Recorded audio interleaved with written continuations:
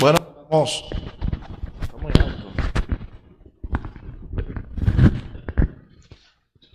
Bueno, le damos las gracias a ustedes, a José Juan Castillo Almonte, director del Instituto Nacional de Coordinación de Trasplante, INCOR.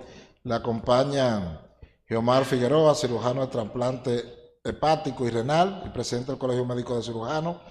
Luis Manuel Pérez Méndez, coordinador de trasplante hepático y miembro de la Sociedad Dominicana de Gastroenterología. No ha llegado María. Qué raro, las mujeres son muy puntuales.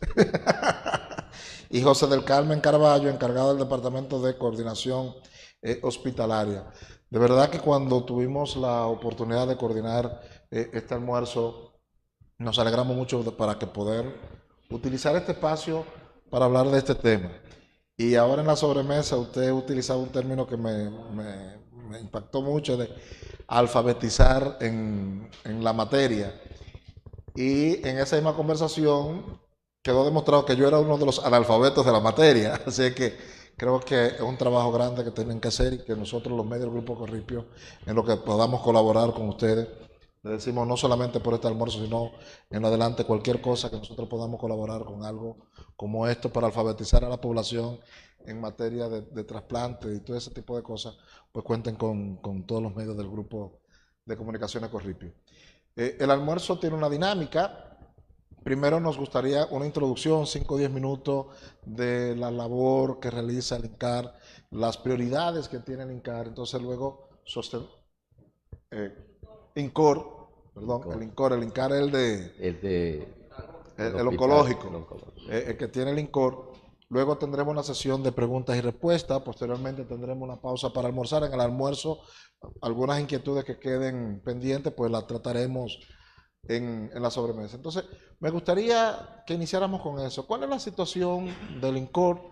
Y además también una visión sobre el tema de cómo en la República Dominicana está el tema de trasplante. Sí, bueno, ante todo, gracias por la invitación y gracias por ofrecernos que además de este almuerzo, el Grupo Corripio está en la disposición de seguirnos ayudando en lo que es la promoción de la donación y el trasplante. Mire, el INCOR como es la sigla del Instituto Nacional de Coordinación de Trasplante. Es el organismo que debe ejecutar las políticas que traza el Consejo Nacional de Trasplante. Tanto el Consejo Nacional de Trasplante como el INCOR fueron creados por una ley que es la 329-98, que fue promulgada en agosto de 1998. En esta ley especifica cuáles son las atribuciones tanto del Consejo como del INCOR. Básicamente el INCOR lo que debe es promover, entre otras cosas, promover la donación y el trasplante en todo el territorio nacional. Es encargado de habilitar los centros de trasplante, es encargado de llevar la lista de espera nacional de los pacientes que están en espera de un trasplante, de un órgano para poder seguir viviendo. Esas serían quizás las tres funciones más importantes del INCOR. Tiene otra que le consigna la ley, pero esas serían las tres más importantes. ¿Y cuál sería podemos...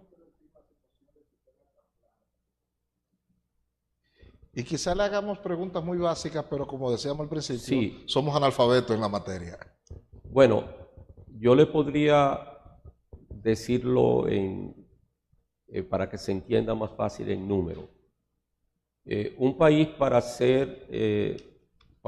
alcanzar un nivel aceptable de trasplante de donante fallecido debiera alcanzar un promedio de 20 donaciones por millón de habitantes. Es decir, que en República Dominicana, que somos aproximadamente entre 10 y 11 millones de habitantes, nosotros necesitaríamos entre 200 y 220 donaciones por millón de habitantes. El año en que más donaciones... 200 en función de los 10 millones de habitantes. Exactamente, 20 donaciones. Somos 10, 200, 220. Entre 200 y 220. El año en que más donaciones se han obtenido fue el año pasado, que fueron 24 donaciones, es decir, alrededor de 2.2 a 2.4 por millón de habitantes. Hay países como España, que el año pasado, que es el país quizá líder en este sentido, obtuvo 49 donaciones por millón de habitantes. Este año posiblemente nosotros lleguemos a 1 por millón de habitantes, una donación por millón de habitantes. O sea que bajaremos. Vamos a bajar.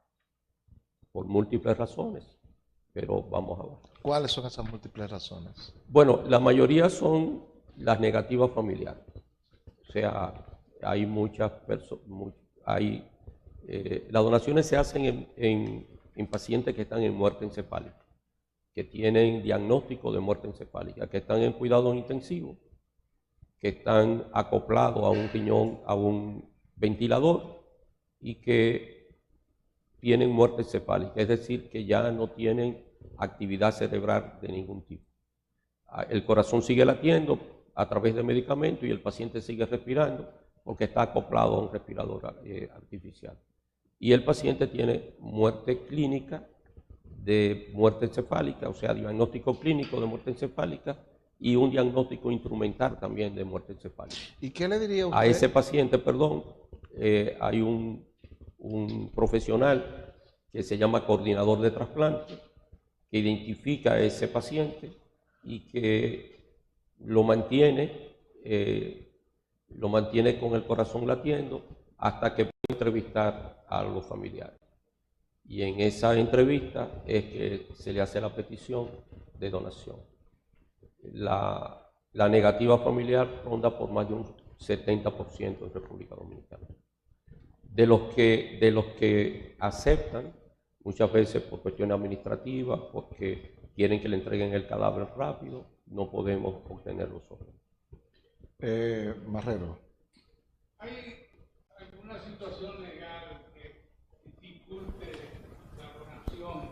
Porque eso de que cuando termina la vida a veces no está exactamente, no comprende exclusivamente que sea cerebral, sino que tenga más implicaciones de no retorno a la vida.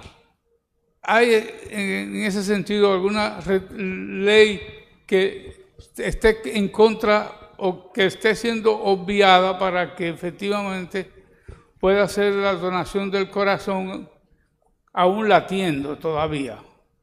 Bueno, pero es que la vida no está en el corazón latiendo, la vida está en el cerebro. Hay un mal, bueno, eso es parte de la alfabetización o de aumentar la cultura de donación y trasplante. Ese corazón está latiendo por medios artificiales, con medicamentos. Si se le retira el ventilador al el paciente en pocos minutos, el corazón se va a parar. O sea, y lo otro es que la ley establece muy claro cuándo el paciente está en muerte encefálica y cómo se diagnostica. Hay una creencia. Por ejemplo, escúcheme, si yo le hago un trasplante de corazón a usted y yo le pongo el corazón de un asiático, cuando usted se despierta, usted no va a querer la esposa del asiático. Usted va a seguir queriendo a sus hijos y a su esposa. Es decir, que los sentimientos, la vida, todo lo que usted siente no está en el corazón, está en el cerebro. Y la gente se muere totalmente cuando el cerebro deja de funcionar. Dijeran, y lo voy a decir esto porque yo lo he escuchado, a familias que se niegan, ¿no verdad? Que uno de los argumentos, y quizás entra dentro del marco del analfabetismo en materia de donación de órganos, no porque si autorizo, van a provocarle la muerte más rápido para quitarle los órganos. ¿Qué usted le diría a una gente que piense así o que incluso tal vez haya preguntado? Mire, tiene su paciente con muerte cerebral ahí, pero tienen esa mentalidad. Fíjese, en primer lugar, el proceso de diagnóstico de muerte encefálica no lo puede hacer nunca el mismo equipo que está involucrado en trasplante. Son otros profesionales y tiene que estar certificado por lo menos por 3 médicos diferentes al equipo, así lo establece la ley. En segundo lugar, los trasplantes se hacen en hospitales donde se hace medicina prácticamente de cuarto nivel. En tercer lugar, las personas que están involucradas en un trasplante no son 2 o 3 personas. En un trasplante renal, que quizá es el más frecuente, están involucrados 14, 16, 18, 20 personas. Tendría que ser como legalmente, ¿cómo se llama eso? Una asociación de malhechores para coger un paciente que se ingrese y dejarlo morir para tomar los órganos.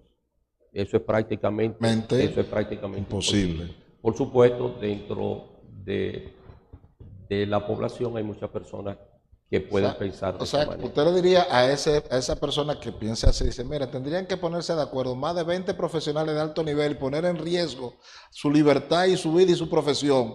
Claro, y no solamente eso, poner en riesgo la estructura administrativa del hospital, poner en riesgo a todo el mundo.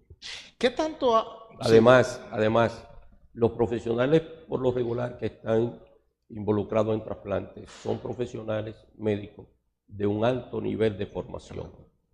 Y por lo regular, por lo menos en República Dominicana, ninguno de los médicos que estamos involucrados en trasplante vivimos del trasplante. El trasplante en cualquiera de sus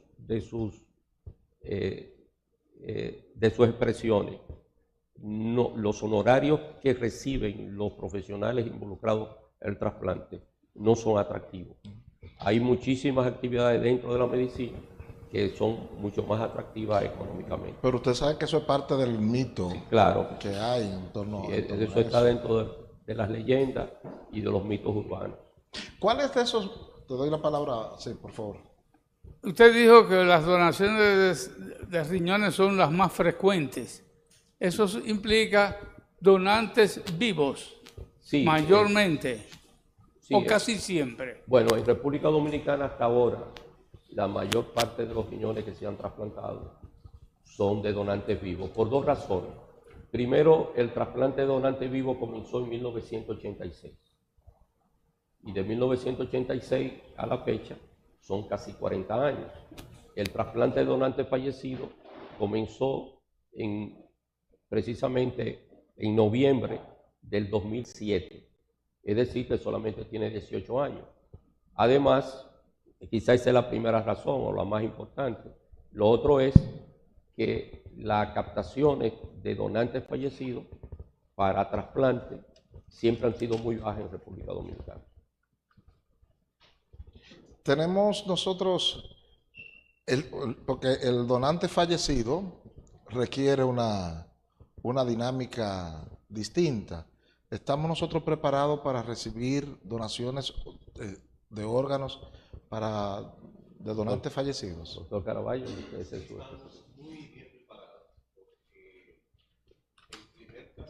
que se realizó en el país fue en marzo del 2007, fue un trasplante hepático, ya era un equipo que tenía un par de años ya preparado y el hospital también preparado previamente para esa eventualidad, para ese objetivo. Entonces, hay varios hospitales ya, además de la Plaza de la Salud, está Secanó, el JON en Santiago, que están aptos ya desde el punto de vista técnico y del personal para hacer trasplante de órganos. Ustedes daban un dato de verdad impresionante, solamente 1, 2 por cada millón de habitantes, cuando lo ideal sería 20, o sea, estamos tan mal en esa materia. Lo vemos del donante, pero vamos a verlo desde el receptor. La lista de espera de donantes, ¿qué tan amplia es? Precisamente, yo le traje unos datos de a octubre de este año, o sea, actualmente tenemos 530 pacientes en lista de espera esperando un riñón. ¿De riñones solamente? De riñones solamente. La mortalidad es alta en esta. Sí. En ese conjunto tan grande. 530 en lista de espera y el año pasado hubo 24 donaciones. Exactamente. Y este año va a ser menos. Sí, la mortalidad en hemodiálisis es bien alta y solamente quizá la mejor explicación es la siguiente. Siendo muy cautos, deben entrar a necesitar terapia de diálisis 200 dominicanos por millón de habitantes. Es decir, que cada año, si somos 10 millones a 11, debieran entrar entre 2.000 y 2.200 nuevos pacientes a terapia de diálisis crónica, es decir, aquel que tiene que dializarse 3 veces por semana. En República Dominicana, en el año 2018, se hizo el primer censo de pacientes que estaban en diálisis y éramos 4.000, 4.200, 4.300 pacientes. Actualmente hay unos 5.500, de 5.500 a 6.000. Si consideramos que desde 2018 a 2025 entraban 2.000 pacientes nuevos por millón de habitantes, en 7 años serían 14.000 pacientes. Si la mortalidad no fuera tan alta, no tuviéramos 5.000 pacientes, tuviéramos 10, 12, 14.000 pacientes en diálisis. Es decir, que la mortalidad, por diferentes causas, es bien alta todavía. Una debe ser que debe haber un límite de tiempo para depender de la hemodiálisis.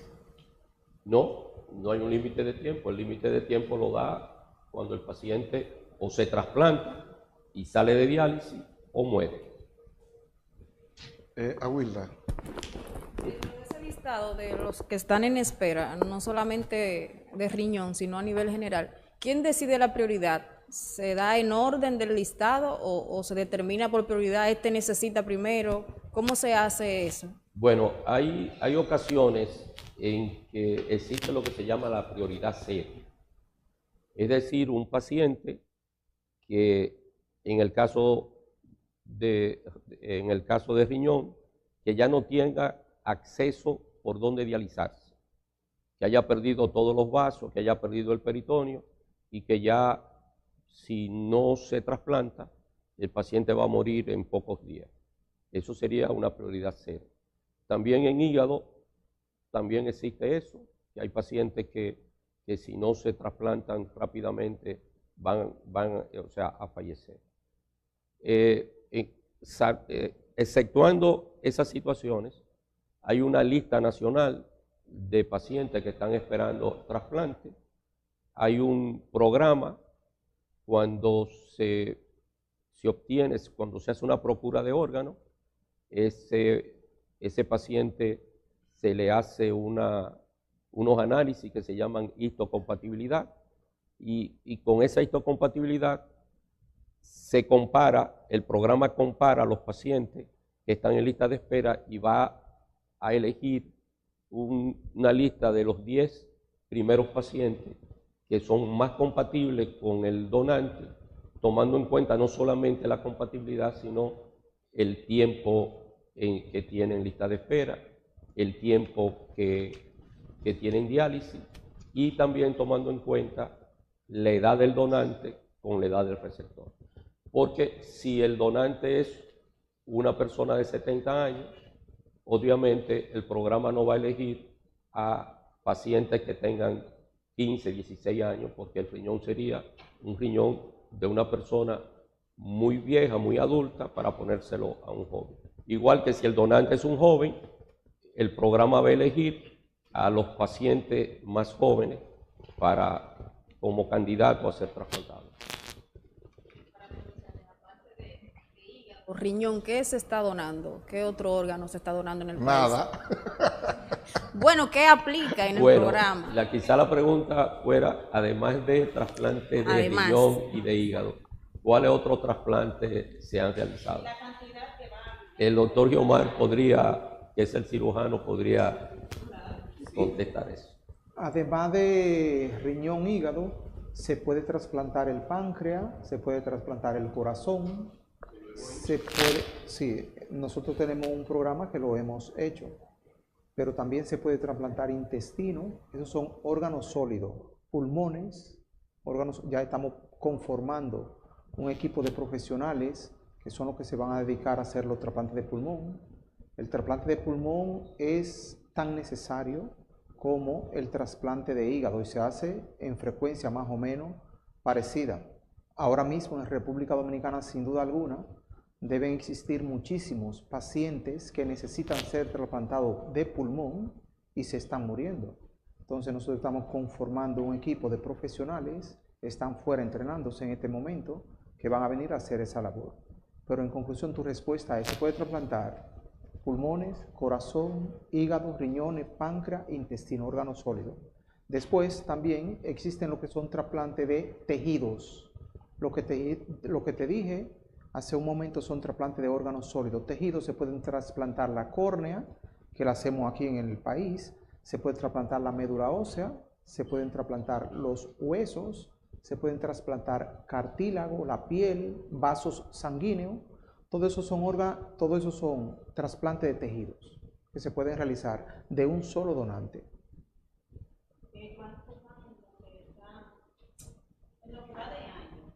Trasplantes se han hecho. Y el año pasado decía que hubo 24 donaciones, pero de esas 24 donaciones, ¿cuántas personas fueron trasplantadas?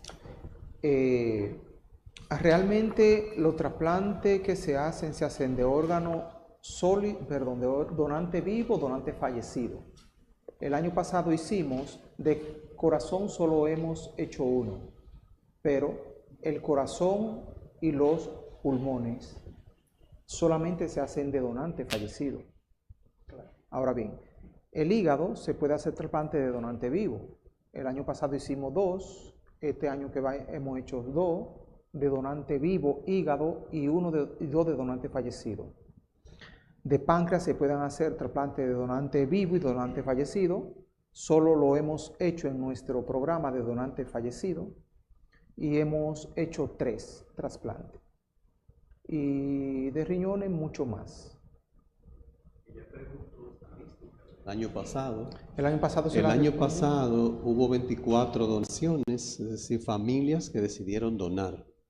De esas 24 donaciones se trasplantaron 41 riñones de esos donantes fallecidos, pero hubo también 61 trasplantes de donantes vivos.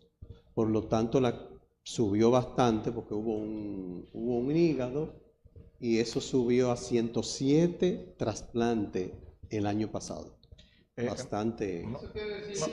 Explíquenlo. Eso el año pasado. Y lo que va de año. Este año tenemos 38 trasplantes renales de donantes vivos, 18 de donantes fallecidos, tenemos 4 de hígado, entre ellos 2 de adultos y 2 pediátricos. Tenemos trasplante de córnea, que es tejido, 271, trasplante de médula ósea 15, para un total de 345 trasplantes de órganos sólidos y de tejido. No entendí, porque hablamos de 24 donaciones. Eso es el año pasado. El año pasado. Este año solamente tenemos donaciones 10. Y con Hasta el día de hoy. 24 donaciones se pueden hacer todos esos trasplantes. Claro, porque un donante se le traen los 2 riñones y las 2 córneas. Ya. Y hay algunos, y un hígado. Y el hígado y el páncreas. El hígado solamente se hace de pacientes fallecidos. Él te dice. Vivo los trasplantes de hígado. De hecho, hemos hecho en lo que va de año 2 de donante fallecido y 2 de donante vivo. Se pueden hacer tanto en adulto como en pediátrico. O sea, de una persona adulta puede donarle la mitad de su hígado para trasplantar a otro adulto. Y también una persona adulta puede donar parte de su hígado para trasplantar a un paciente infantil, un pediátrico. O sea, que se hacen donante vivo y donante fallecido de hígado. Quizá pueda parecer redundante, pero es para estar claro. José Monegro falleció cerebralmente. ¿A cuántas personas ese cuerpo del Monegro fallecido puede salvarle la le vida. puede dar vida. Le puede dar a uno que esté esperando por un hígado o dos. Le puede dar a dos personas que estén esperando por pulmones. Le puede dar a una persona que esté esperando el corazón. Le puede dar dos personas que estén esperando por riñones. Hablé de un corazón, dos pulmones, un hígado, un páncreas y dos riñones. 8, más las 2 córneas. Van a 2 córneas.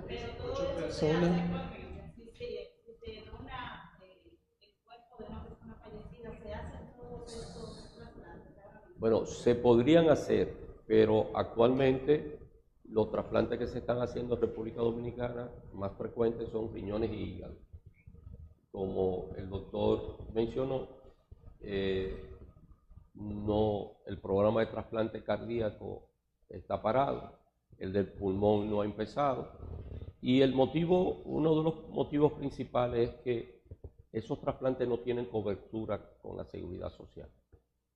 El único trasplante que actualmente tiene cobertura con la Seguridad Social es el trasplante renal. En el trasplante renal, desde octubre del 2021, que el Consejo Nacional de la Seguridad Social emitió la resolución 533-01, que es la resolución de la cobertura integral del trasplante renal. Desde entonces, un dominicano para trasplantarse, lo único que tiene que pagar es el equivalente a un sueldo mínimo de alrededor de 22 mil pesos por año como copago. Cuando el paciente termina de pagar de su bolsillo esos 22 mil pesos, todo es gratis, incluyendo si el donante, en el caso supuesto que no esté amparado por un seguro, el seguro de receptor cubre todos los estudios y la cirugía del donante. Entonces, pasando revista. Y esa cobertura tiene dinero suficiente como para el paciente trasplantarse y tener cobertura de los medicamentos durante el año después del trasplante, porque tiene 3,5 millones de pesos. Yo quiero pasar revista. Un cadáver, vamos, el término no es correcto, pero un cadáver saludable. Póngale comillas, ¿no? Exacto, entonces quedamos 2 riñones, Un corazón, 2 pulmones, un hígado, un páncreas, 2 riñones. y 2 córneas. Córnea, 2 córneas.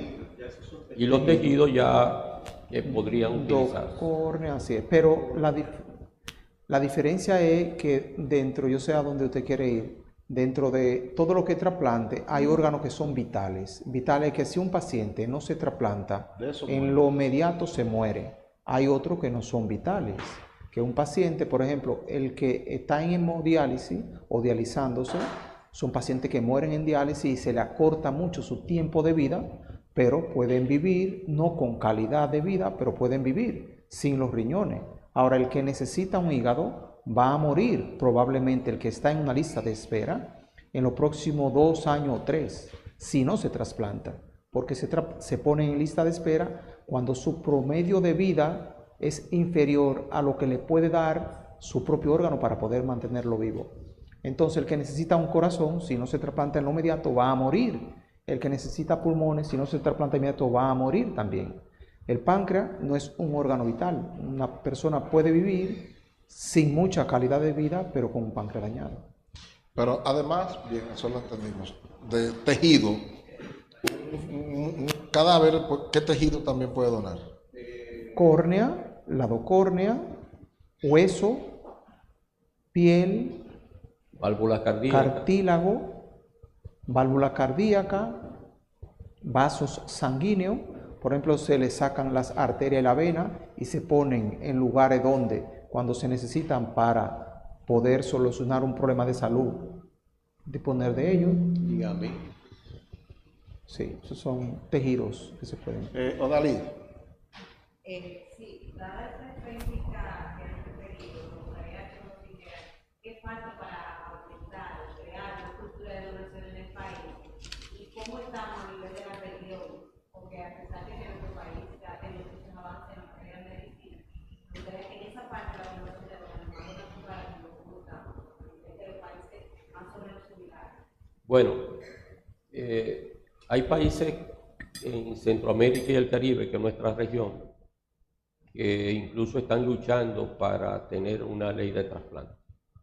Por ejemplo, El Salvador, hasta el año pasado, no sé si este año ya la promulgaron, estaba luchando para tener una ley de trasplante para trasplante de donantes fallecidos.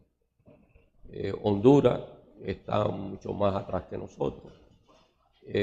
Guatemala está más o menos idéntico a nosotros, quizá un poquito más adelantado. Panamá, si comparamos la población de Panamá con la población dominicana, quizá están relativamente mejor. Y Costa Rica es el país que está más adelantado, que tiene más tradición y más historia y más pacientes trasplantados en el área. No le menciono Puerto Rico, porque Puerto Rico ya pertenece a... ¿Pero qué requerimos nosotros como país? ¿Más educación, mayores mecanismos, reglamentos legales o educación, información? ¿Qué requerimos para una cultura de donación? Necesitamos eso, más que la población acepte más donar los órganos. Profesionales adiestrados en coordinación de trasplantes, que son los que hacen la entrevista familiar, diagnostican la muerte cefálica, le dan seguimiento, le dan mantenimiento al cadáver. Hay suficiente en República Dominicana. Lo que pasa es que la mayoría de estos coordinadores no están nombrados como coordinadores en el Estado. La mayoría son intensivistas y el cargo de coordinador hospitalario todavía no existe en República Dominicana. O sea, tenemos el coordinador regional, sí existe. El INCOR tiene 3 coordinadores regionales. Los 3 están, uno está en Santiago, otro está en La Vega y otro está en San Francisco de Macorís. Sin embargo, si comparamos la cantidad de coordinadores que tenemos, que actualmente hay unos 30, un poquito más de 30, si cada coordinador lograra un donante, tuviéramos 30 o a 40 donantes por año. Sin embargo, hay una serie de situaciones que le impiden a esos profesionales lograr esa donación. ¿Cuáles, por ejemplo? Las principales son las negativas familiares. Esa es la principal. Luego hay problemas administrativos, problemas de logística, problemas de que hay familias que llegan a la donación, pero por un problema de logística quieren que le entreguen el cadáver rápidamente. Hay otros que quisieran donar, pero piensan por falta de información o falta de cultura que el cadáver se le va a deformar, se le va a desfigurar. Por ejemplo, hay personas todavía que piensan que si donan la córnea, significa que le van a enuclear el globo ocular. Y la córnea es una membranita transparente que está en la parte anterior del ojo. Pero ya está muerto, eso se lo va a comer la tierra. Ya está muerto, eso se va a convertir en polvo. Bueno. Yamel. Usted ha hablado mucho sobre la alfabetización de la donación. Hace unos meses ustedes firmaron un acuerdo con la ADP, la Asociación de Profesores. ¿Cómo va eso? Y explicar un poco a quiénes va dirigido. Bueno, ese acuerdo lo ideamos, lo firmamos, porque dentro del INCOR hay una división, hay un departamento vamos a decir, de enseñanza, de ir a las escuelas. Pero el INCOR es una institución pequeña, con un presupuesto no muy grande, y las tantas escuelas que hay en el país, ir y visitarla y darle una conferencia, Camino a la Donación, como se llama la conferencia, a todos los liceos, a todos los cursos, prácticamente íbamos a terminar en el año 3000. Entonces, a través de la ADP establecimos un acuerdo para nosotros, vamos a decir, concientizar a los profesores, educar a los profesores para que hablen de donación y trasplante y se multiplique el mensaje. Un mensaje que nosotros no podemos como INCOR llegar a todas las escuelas, pero a través de los profesores sería mucho más fácil llegar. La ADP fue muy receptiva. Vamos a comenzar el próximo año a ir a las reuniones que ellos tienen provinciales. Nos van a permitir hablarle 15, 20 minutos de donación y trasplante.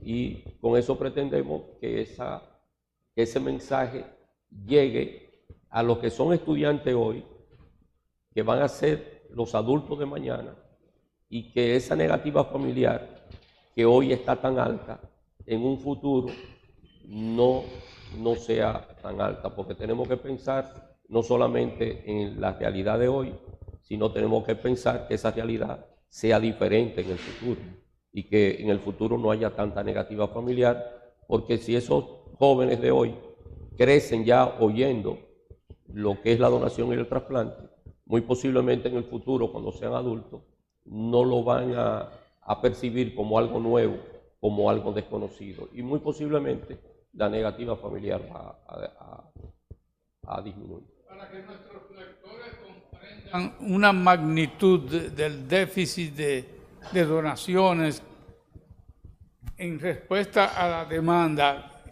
¿qué porcentaje podríamos decir de logro de donaciones en relación a las necesidades de llevar a cabo los trasplantes? ¿Hay más o menos una proporción así a ojo de buen cubero? No, ni siquiera a ojo de buen cubero. Recuérdese que yo dije anteriormente que el máximo de donaciones que hemos tenido osciló entre 2.2 a 2.4 por millón de habitantes.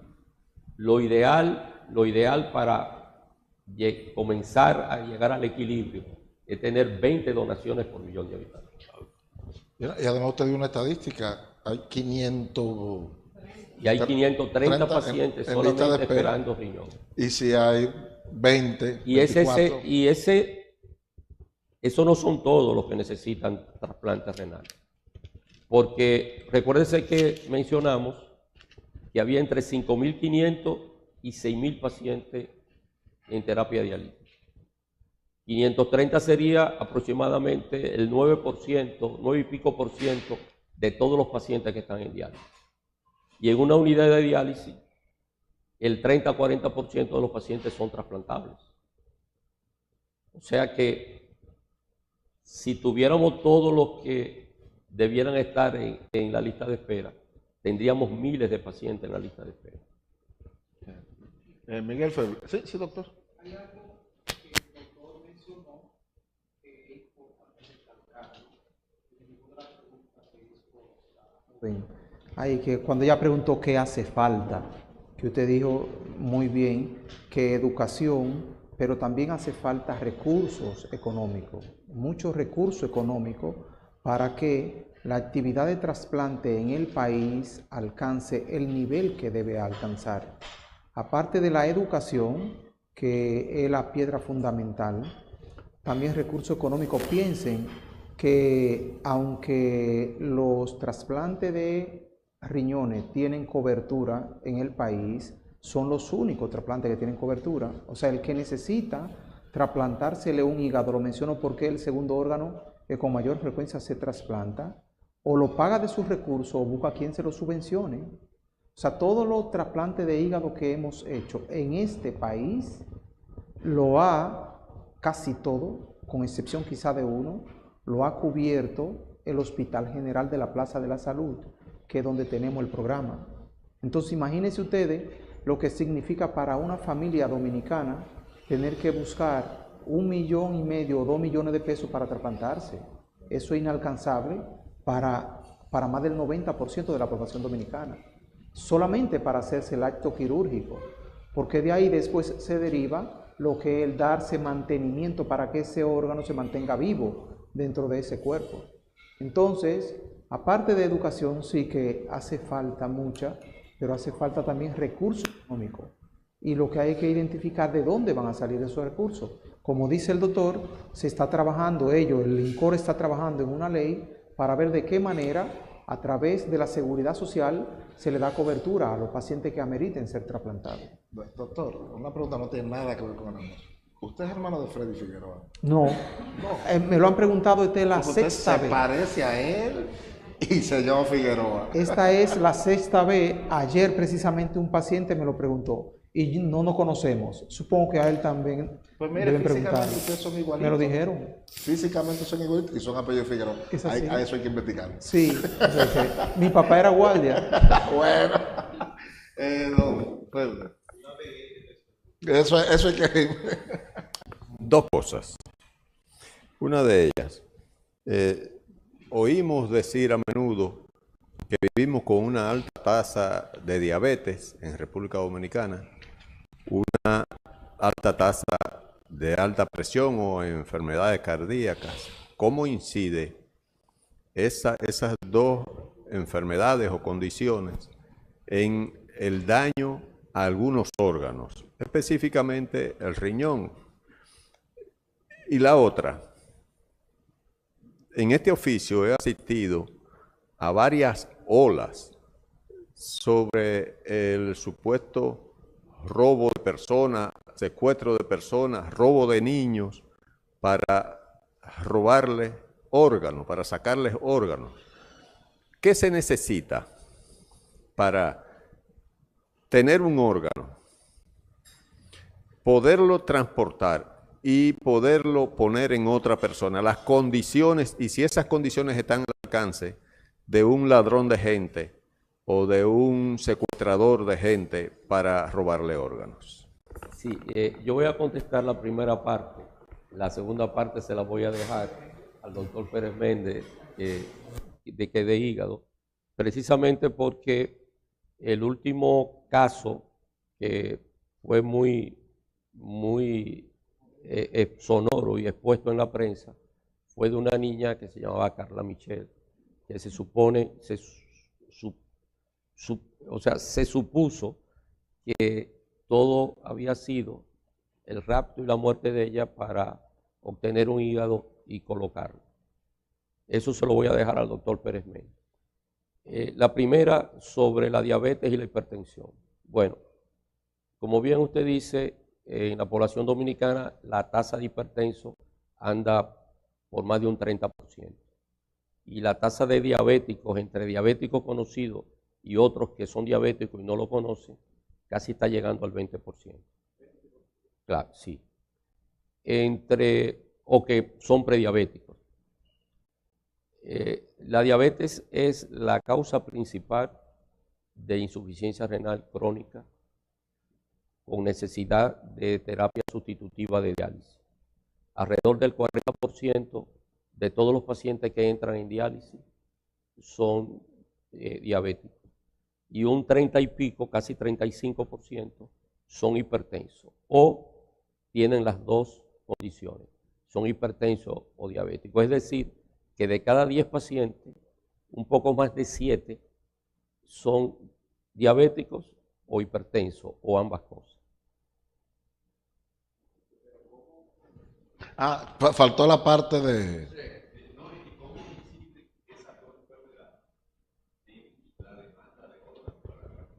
Claro, si la mayoría de los pacientes que están en diálisis son hipertensos y diabéticos, la mayoría de los pacientes que están en lista de espera, obviamente, van a ser diabéticos o hipertensos. Bien, en nuestro país es imposible que se den los casos de raptar una persona para hacer un trasplante de hígado. Para poder hacer eso debe haber un equipo ya formado previamente. Aquí solamente para trasplante de hígado existe lo que es el Hospital General de la Plaza de la Salud, donde laboramos todos nosotros. O sea, no hay otro centro, ni clínica privada ni pública, donde se pueda realizar en estos momentos un trasplante de hígado. El hígado, cuando es extraído del donante, o en el caso de que sea por un secuestro o lo que sea, necesita una preservación. El hígado no es quitarlo, hay que saberlo también porque tiene que ser un cirujano especializado en trasplante hepático, no es un cirujano general. Y si se logra quitar ese hígado de la manera que sea, ese hígado debe ser preservado en un tipo de solución especial que no se la venden los laboratorios a ningún hospital que no esté preparado para hacer trasplante de hígado. Nosotros en el Hospital General de la Plaza de la Salud es el único centro avalado actualmente en el país para realizar trasplante de hígado. Ninguno de los profesionales, que somos muchos que tenemos que intervenir en eso del trasplante de hígado, porque no es solamente la parte quirúrgica, es la parte clínica también, es la parte de anestesia, etcétera, etcétera.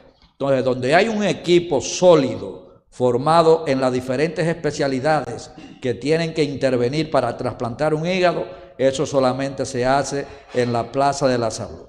Eso es un mito, el asunto de que aquí se está raptando personas para sacarle los órganos y trasplantarlos o venderlos y beneficiarse de la venta de ese órgano. Eso es un mito. Y cuando esos mitos discurren en la población, eso empeora aún más que los familiares, los tutores de los pacientes que pueden ser probables donantes, se dificulte más la aceptación de la donación. Sí, claro, Carlos. Quiero agregar algo porque hay que hacer realmente énfasis en esa parte, porque forma ya como las creencias que tiene la gente de que eso es posible. Y lo creen incluso algunos médicos y lo creen algunas enfermeras, porque los hemos preguntado en los procesos de donación y dudan y dicen sí, porque a fulano, y ponen un ejemplo de alguien. No sé cómo. Yo creo que todas esas películas de ciencia ficción con respecto a eso, Smith, que fulanito, que creo que ha intervenido para que se tenga esa creencia tan inocente de pensar que a una persona se le puede, en una tina, en una bañera, matarlo, abrirlo, sacar un órgano y que ese órgano sirva. Es decir, solamente en las ilusiones y en las películas puede ser. Porque en la realidad se da lo siguiente. Cuando nosotros tenemos a un donante que ya está listo, preparado para ir a quirófano, para hacerle la extracción, él está en ventilación mecánica, con la presión arterial normal, la saturación de oxígeno por encima de 90, frecuencia cardíaca funcionando, orinando normal, es como si estuviera vivo. Solamente en esas condiciones puede ser trasladado a quirófano y allí el equipo quirúrgico empieza una cirugía como una cirugía cualquiera, con todo lo de la ley. Y tiene que estar la presión normal y todos esos signos vitales como si estuviera vivo. Cuando uno va a trasladar a un donante a quirófano, y ya nos ocurrió una vez, y hace parada cardíaca por las condiciones de que es un muerto, al que llevamos un muerto, y la presión la tiene porque tiene medicamento puesto, y respira porque tiene un aparato. Entonces, en ese proceso de trasladarlo hace un paro, inmediatamente ahí cayó todo, ya no puede donar.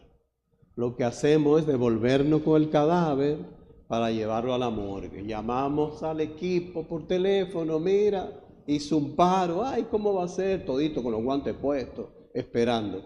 Entonces, trasladen eso a un barrio, a una finca, a un lugar, a donde lo que hacen es asesinarlo, a esa persona, abrirlo, puede ser a sangre fría también, vivo, pero no va a aguantar. Es decir, esos órganos tienen que ser extraídos con la mayor tiempo de oxigenación, porque si es después de parado el corazón, que es la bomba que va a oxigenar, si se para el corazón, ya no van a servir esos órganos. Por eso nos devolvemos si se para el corazón en el traslado. Yo a veces quisiera eso, como grabarlo y ponerlo en pequeñas capsulitas para meterla, no sé si como en el cerebro o en algún lugar de la población, porque esa cosa es imposible. Es imposible, sin embargo lo creen, ay, sí, le robaron los órganos a fulanito, ay, qué sé yo, qué, que lo otro. Y entonces a veces, no sé, justamente por la falta de información y de educación, desde que uno viene de las escuelas, que debería de existir, colabora la parte de la prensa y agarra ese tema, pero de una manera casi que tú piensas, pero wow, ¿y qué es lo que está pasando? ¿Y por qué tiene esa ahí, metido ahí en el tema para hacer entender y ver que sí, que lo secuestraron, que se lo robaron? Es tan así que con lo de Carla Maciel, casi un año después, todavía la catástrofe que eso produjo, duró años para nosotros conseguir donantes, porque todo el mundo estaba que, ay, sí, sí, es decir, como con esa negativa tan fuerte. Yo veo en la noticia de Cavada que sale un jovencito que me dio ganas de darle 2 pecosazos si lo hubiera tenido cerca. Si lo hubiera tenido cerca, le doy hasta con el micrófono. Dice, acaban de intentar secuestrar un niño aquí en el parque. Y se veía la gente, que una jipeta intentó como coger el niño y llevárselo, lo más seguro era su papá o alguien. Intentó secuestrar el niño para robarle los órganos. Óyeme, él está dando una información como que él sabe que es para robarle los órganos. Yo lo miré así, sudé frío, pero no pude hacer nada, no se puede hacer nada, porque es un asunto global, es un asunto que la prensa se deja llevar. Yo espero que el INCOR pueda seguir teniendo ese contacto directo con la prensa, nosotros hacer un almuerzo, una cena, hablar del tema, porque se requiere que ustedes se eduquen. Ustedes no pueden seguir siendo la población vulgar, en el sentido de la palabra, del desconocimiento de un tema tan trascendente, de un tema tan importante, de un tema tan humano, de un tema tan dentro de lo emocional, del desprendimiento de una persona para donar los órganos de un ser querido. Y entonces ignorar eso es horrible. Ustedes tienen que formar parte de lo que es la verdad. Es decir, estar del lado de lo que se está haciendo realmente, porque es falso. No se roba ningún órgano, nada. Si alguna negociación pudiera haber es, yo vivo, venderle el órgano a Giomar, él necesita un riñón. Yo digo, bueno, tú y yo somos compatibles, pero quizás si tú me das la camioneta, una camioneta muy linda que tiene, si tú me das la camioneta, yo te doy el riñón. ¿Por qué? Porque yo puedo seguir viviendo con un riñón, ok, no pasa nada. Y esas son cosas inevitables. El INCOR, con los donantes vivos, tiene toda una programación para evitar esas cosas. Es decir, se tiene que evitar lo que le llaman tráfico de órganos, pese a como sea.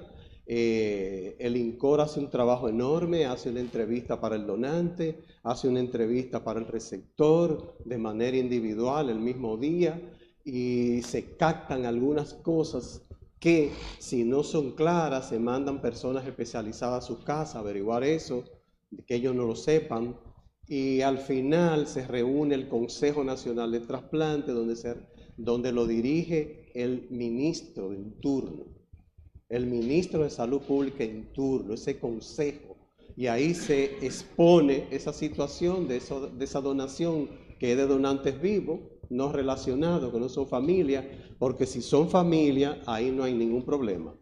Es cuando no son familia. Entonces ya ustedes ven todo lo complejo que es todo esto.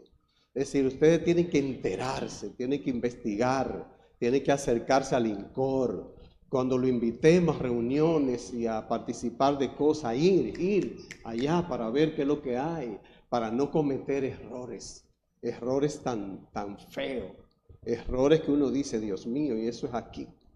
Entonces, te decía que era importante como rellenar esa partecita, porque es la más fuerte, es la que piensan que es para hacerse rico, que es para, tú sabes, todo ese tipo de cosas que no son reales, y tenemos que tumbar eso. Sí, yo quisiera agregar en ese sentido, primero una información, y bueno, son dos informaciones. Esta semana tuvimos una reunión con el presidente del Colegio de Periodistas en el INCOR para ver si establecemos un acuerdo interinstitucional precisamente para llevar la información a los periodistas y que este tipo de cosas como la de Carla Maciel no se prolongue tanto tiempo y no se vuelva a escribir sobre el mismo tema sin buscar una información directamente en la fuente. Porque en esa época que sucedió esa situación, bueno, al que quizás tenían que llevarse preso era Giomar, porque Giomar era el único cirujano que hacía trasplante de hígado. Entonces, el sospechoso, si había un rapto, él debió estar involucrado. No, ¿verdad? Había que llevárselo, ir Jenny Berenice irlo a buscar y decir, bueno, usted hay que investigarlo. El sospechoso ¿verdad? fundamental. El sospechoso número uno. Lo otro es, que no se ha dicho, es que cuando se obtiene un órgano, ese órgano tiene una vida útil para ser colocado.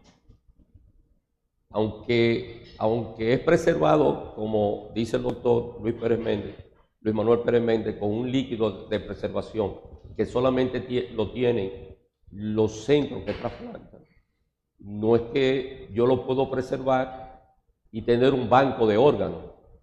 Yo sí puedo tener un banco de tejido, pero no un banco de órganos. El órgano que más dura, que más yo puedo, el que más tiempo tengo para colocarlo, es el riñón. Pero el hígado no dura 24 horas para yo colocarlo. El corazón no dura 24 horas para colocarlo. O sea que en el caso de que usted vaya a raptar a una persona para sacarle un órgano, usted tiene que tener ingresado prácticamente al paciente. Otra cosa, en los órganos se machean muchas veces, y más el hígado, en cuanto al peso y al tamaño del paciente.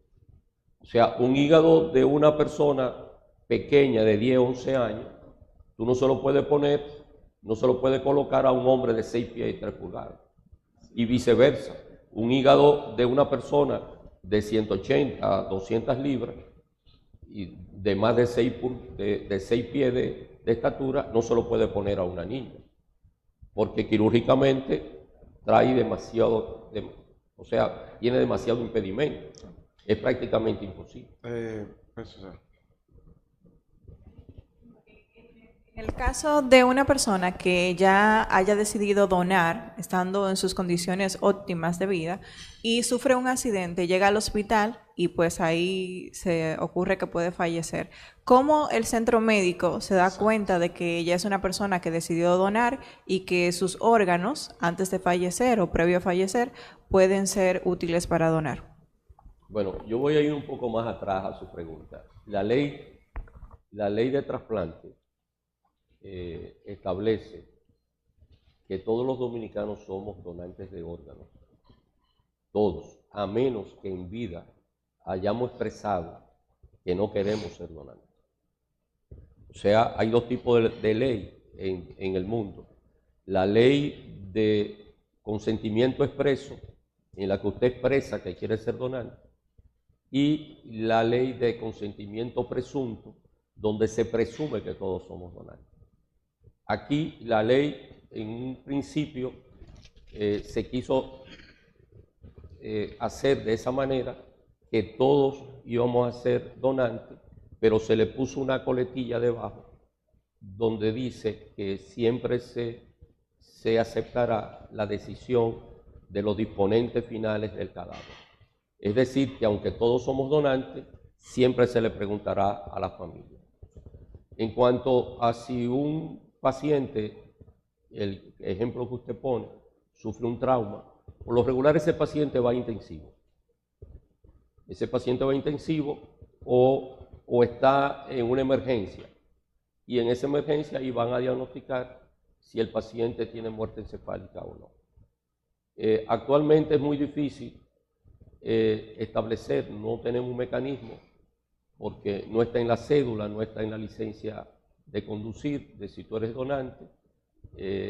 Se ha pretendido hacerlo, y yo creo que la mejor manera de ser donante es estando en vida, estando sano, estando en plena salud, en una reunión familiar, expresar que si uno se ve en la situación de sufrir un trauma o un accidente vascular encefálico y llegar a muerte encefálica, expresarle a la familia que uno quiere ser donante. O sea, aquí no tenemos un sistema de identificación y traslado urgente de donante. O sea, si yo decido ser donante en vida, no hay un documento, una cosa con la que yo porte, que si ocurre una tragedia como la que dice ella, el médico tratante vea que yo soy un donante y que pueda alertar.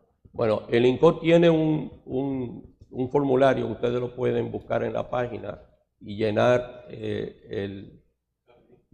especie de un carnet de que quieren ser donantes. Obviamente, usted tendría que tenerlo encima, ese carnet, para los médicos darse cuenta, porque no hay un sistema que esas personas, que no son muchos, los que se han ofrecido para ser donantes, esté integrado a la plataforma de los hospitales, para cuando usted ingrese uno darse cuenta si el paciente es donante o no. Hay una diferencia entre Estados Unidos y nosotros. Quizá por eso usted pregunta. Allá usted tiene un carnet, inmediatamente sufre un accidente, lo ingresan, esté o no esté la familia suya. Exacto. Si llega muerte encefálica en la unidad de cuidados intensivos, ya ese carnet le da la autoridad para meter los quirófanos, extraer todo lo que haya que extraer, y cuando aparezcan los familiares le entregan el cadáver. Aquí no. Aquí la ley, el doctor José Juan Castillo expresa que la ley dice, en una cápita ahí, todo el mundo donante, pero los familiares son los que disponen. Es decir, tú puedes tener un carnet, puedes tener lo que hacen los abogados, un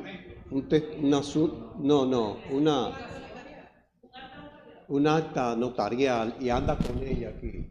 Sufre el accidente, dicen, ay, pero mire, él dice que es donante. No pueden hacer nada. Yo como coordinador no puedo llamar al equipo, mira, tenemos un donante aquí. ¿Por qué? Porque está la familia de por medio. La familia en República Dominicana y en España, que nosotros somos producto de España, egresado de allá, el equipo completo, inmediatamente ocurre algo, se tiene que notificar a la familia. Doctor, porque la familia firma, tiene que firmar 3 miembros de la familia un documento para que sea donado. Eso le iba a preguntar. La familia es muy amplia. Para este tipo de donación, ¿quién es la familia? La familia es con lo que conviven la persona en ese momento. Si es con papá y mamá, o la abuela, o su esposo, o sus hijos. Si está casado, aquí se dan cosas distintas, En otros países respeta que yo soy el esposo, pero aquí no. Aquí a veces la abuela la que decide. Entonces eso hay que identificarlo, el coordinador, los coordinadores de trasplante, cuando se está en ese proceso, porque eso no es de ahora para ahorita, eso va tomando días, llegar a la muerte encefálica, ya uno va chequeando de que mira. Entonces cuando eso ocurre ya uno sabe quiénes son, porque lo van a visitar a la unidad de cuidados intensivos. Entonces tú identificas si tiene esposo y si él toma decisiones.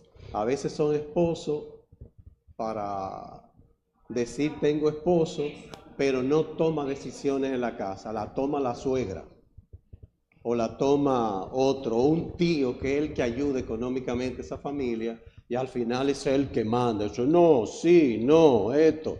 Entonces hay que identificar eso para uno hacer la entrevista de hacer la solicitud de donación con esas personas. Entonces la pregunta tuya de eso, de cómo se hacía, ya creo que queda entendido cómo es el proceso de la donación. Es un proceso que es muy organizado, es algo que no es, mira, tú quieres donarlo, eso es algo muy complicado porque tiene que ver con las creencias de la gente, tiene que ver con el dolor de la gente que está ahí con un ser querido que lo ha perdido. Entonces se tiene que uno sentar a las personas para hablarle de eso, cómodo, hablar de esa persona. Él era una buena persona cuando era vivo, me dicen que él le gustaba ayudar a la gente. Entonces se introduce así, se humaniza la situación y luego entonces se habla de la posibilidad de que puede seguir ayudando a otros y ustedes tienen la potestad de decidir para salvar a otras personas y ese es el estilo que debe utilizarse para respetar a esa familia. Vamos a tomar una pausa para almorzar y en el almuerzo tenemos todavía preguntas pendientes.